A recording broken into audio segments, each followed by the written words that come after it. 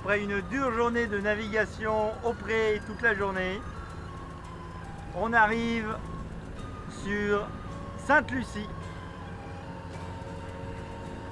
Alors on a déjà un boy-boat qui nous accompagne, comme vous pouvez voir là. Il nous a demandé si on voulait prendre une bouée. Alors il faut que je vous explique comment ça fonctionne. Donc quand vous arrivez sur les mouillages comme ça, vous avez les boy-boats qui vous demandent de prendre, si vous voulez prendre une bouée. Il sait pertinemment qu'il n'y a pas le choix puisque ici c'est une réserve naturelle et que forcément vous allez devoir prendre une bouée. Et ce qui se passe, c'est que si vous répondez oui, donc on lui a répondu non, mais il nous accompagne quand même parce qu'il sait très bien qu'on ne va pas avoir le choix.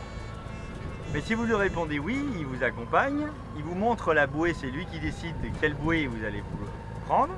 Donc déjà moi ça ne me va pas. Et puis après il vous aide. Donc si jamais c'est la première fois que ça vous arrive, vous allez lui demander combien ça coûte. Donc lui il va vous donner le prix que coûte la bouée. Et donc vous allez lui donner l'argent, il va rien dire, il va partir. Et après vous avez le garde du parc qui va passer pour prendre l'argent pour la bouée. Seulement vous l'aurez déjà donné, donc vous allez payer 2 fois.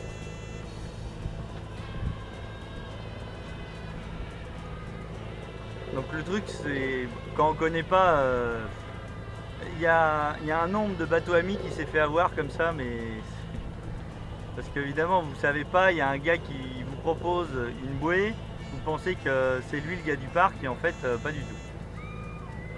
Alors moi ce que je peux dire c'est que bon là le fait que j'ai sorti la caméra déjà il s'en va un peu plus loin.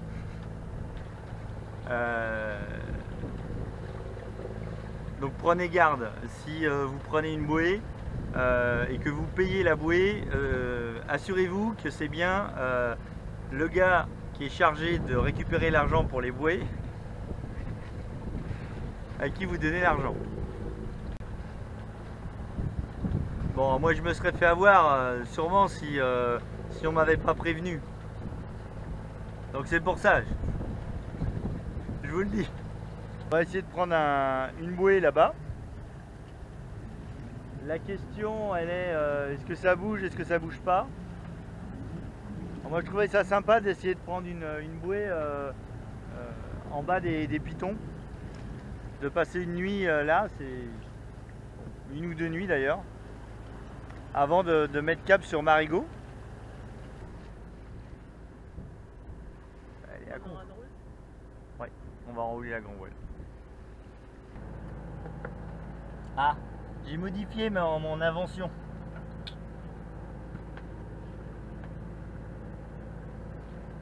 Alors, c'est pas qu'on roule? Moi, je pense que si tu tires... Non, t'as pas besoin. Alors attention. Hop, attends.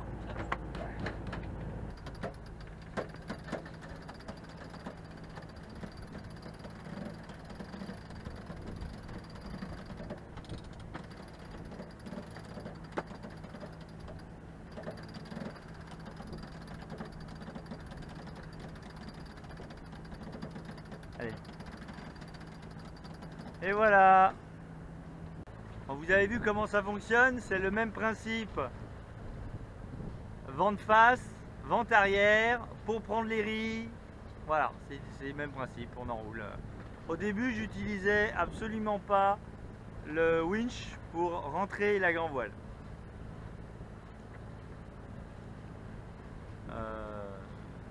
Maintenant, je l'utilise. Maintenant, en fait, maintenant que la grand voile, l'enrouleur de grand voile fonctionne vraiment très bien. Parce qu'au début, ça coinçait un peu parce que je pense qu'il y avait un espèce de collant là-haut dans la tête de mât qui freinait le tout et j'avais l'impression que ça accrochait. Que ça... Là maintenant que j'ai retiré le collant qui était en haut, l'espèce de caoutchouc, ça fonctionne super bien. Et donc on s'est mis à utiliser pour prendre les riz, enfin pour réduire la grand voile par exemple, on utilise le winch. Et ça fonctionne très bien. On est escorté encore.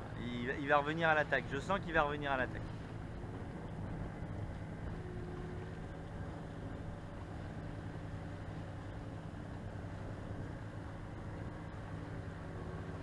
Bon alors, donc ça y est, on est amarré à une bouée. Donc on avait bien dit qu'on voulait pas d'aide. Malgré tout, il s'est précipité sur la bouée. Donc moi j'ai dû faire une marche arrière d'urgence pour pas l'emplafonner avec le bateau.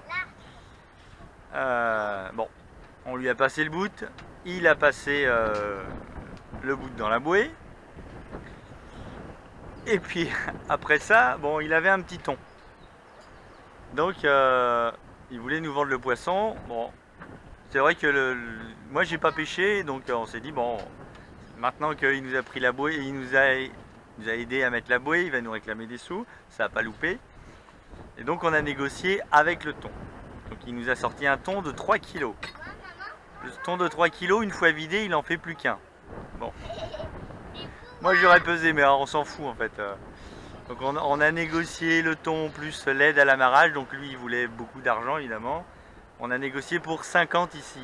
Ça fait 16 € le petit thon. Plus qu'il y en avait un accroché à mon bateau, forcément il y en a deux autres qui sont arrivés à fond la caisse pour s'accrocher à mon bateau également. Ils avaient plein de choses à vendre. Bon, il y avait des fruits, alors on a acheté des fruits aussi. Bon. Ah, tout le monde y trouve son compte finalement, mais c'est sympa, mais il y a ça sent l'égout là ici. Mais déjà à l'entrée de la baie, ça sentait l'égout. Et comme on dit, les goûts et les couleurs. Alors ouais, on a un bateau qui est juste à côté qui est rigolo. On dirait un bateau pirate, celui qui est juste là. Donc juste à côté là, on a un bateau, un petit bateau, voilà. Là aussi, au fond de la baie, il y en a un autre petit bateau. Puis des petits cathares. Puis le python là, alors il y en a deux, hein. Il y a celui-là. Ils sont gros, hein. Il y a ce python là, et puis il y a ce python ici aussi.